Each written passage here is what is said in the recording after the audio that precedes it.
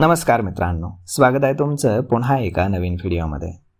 मित्रांनो, भारत सरकार सध्या इलेक्ट्रॉनिक्स निर्मिती आणि सेमीकंडक्टर क्षेत्रामध्ये देशाला स्वावलंबी बनवण्यासाठी आक्रमक धोरण राबवत आहे. याच राष्ट्रीय मोहिमेमध्ये आता संरक्षण तंत्रज्ञानातील सर्वात मोठं नाव असणारी पारस डिफेन्स ही कंपनी 6,200 कोटी रुपयांचा अजस्त्र प्रकल्प घेऊन आता मैदानात उतरली आहे. या कंपनीची असणारी उपकंपनी पारस सेमीकंडक्टर्सने मध्य प्रदेश सरकारच्या विज्ञान आणि तंत्रज्ञान विभाग तसेच MP स्टेट इलेक्ट्रॉनिक्स डेव्हलपमेंट कॉर्पोरेशनसोबत या ऐतिहासिक MOU वरती स्वाक्षऱ्या केलेल्या आहेत. हा प्रकल्प पारस डिफेन्सच्या इतिहासातील संरक्षण क्षेत्राबाहेरील सर्वात मोठा व्यवसाय विस्तार मानला जातोय. हा ग्रीनफील्ड प्रकल्प मध्य प्रदेशातील इंदूर उज्जैन औद्योगिक पट्ट्यामध्ये 50 एकरपेक्षा जास्त जागेवरती उभारला जाणार आहे. या प्रकल्पाचं स्वरूप हे काहीसं याप्रमाणे राहणार आहे.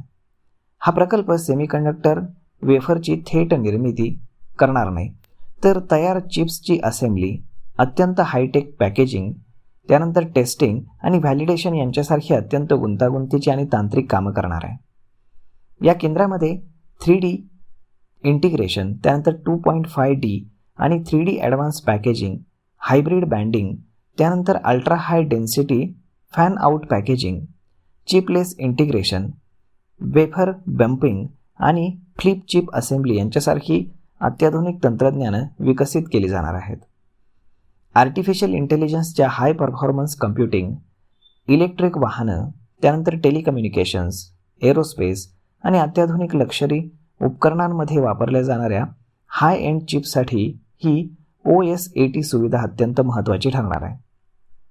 आतापर्यंत लष्करी रडार, पाणबुड्यांचे भाग, नाईट व्हिजन उपकरणांची ऑप्टिक्स आणि क्षेपणास्त्रांचे इलेक्ट्रॉनिक्स बनवणारी पारस डिफेन्स आता सेमीकंडक्टरच्या हाय व्हॅल्यू OSAT या सेगमेंटवरती लक्ष केंद्रित करते.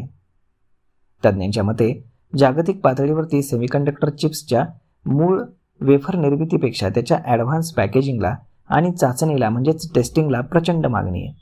त्यामुळे पारस डिफेन्सनं कमी धोक्याचा परंतु अत्यंत जास्त नफा देणारा OSAT मार्ग निवडला आहे. त्यामुळे येत्या काही वर्षामध्ये कंपनीच्या महसुलामध्ये आणि नफ्यामध्ये प्रचंड वाढ होण्याची शक्यता आहे.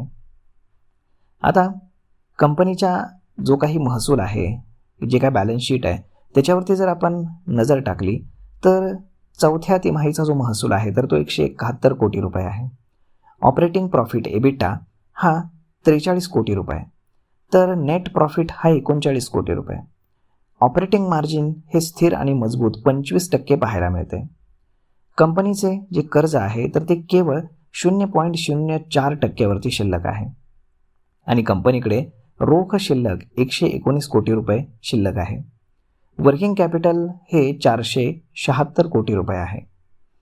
तर मग मित्रांनो, अशा पद्धतीनं पारस डिफेन्सची सेमीकंडक्टर जगतामध्ये मोठी झेप पाहायला मिळते आणि एक मोठा प्रोजेक्ट देखील ते उभारत आहेत.